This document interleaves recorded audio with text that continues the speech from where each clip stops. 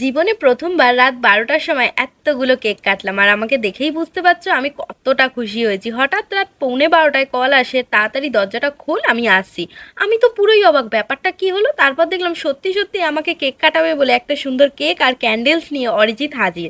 তারপর বললো তাড়াতাড়ি একটু রেডি হয়ে নে, আর বেশি সময় নেই কিন্তু। তাই তাড়াতাড়ি রেডি হয়ে নিলাম, দেখো মাত্র ১০ মিনিটে রেডি হয়েছি। আমাকে কেমন লাগছে কমেন্টে জানিও, আমি তো খুব এক্সাইটেড ছিলাম। তারপর আমি একটু মিরর সেলফি তুলছিলাম, হঠাৎ দেখি পিছন দিক থেকে শুভদা কেক নিয়ে হাজির।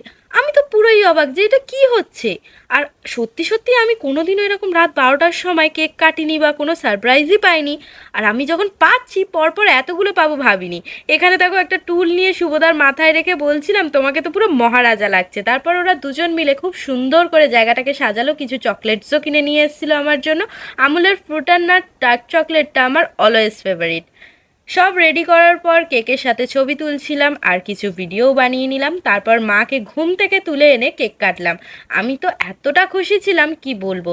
মানুষের এরকম ছোট ছোট অনেক ইচ্ছা থাকে আর সেগুলো পূরণ হলে মানুষ অনেকটা খুশি হয়ে যায়, সেরকম আমিও হয়েছি। আর আমার মা সবটা জানতো কিন্তু আমাকে বলেনি, যাতে সারপ্রাইজ থাকে সবটা। সবাইকে অনেক অনেক অনেক থ্যাঙ্কস আমার জন্মদিনের শুরুর সময়টা এতটা সুন্দর করে তোলার জন্য। তো এখানেও সবটা শেষ নয়, পিকচার আভি ভি বাকি হে। কেক কাটার পর সবাই মিলে খেলাম, তারপর দেখো ঘড়িতে বাজে রাত ১টা। এখন আমাকে নিয়ে যাওয়া হচ্ছে আরও একটা সারপ্রাইজ দেওয়ার জন্য, তো দেখতে থাকো।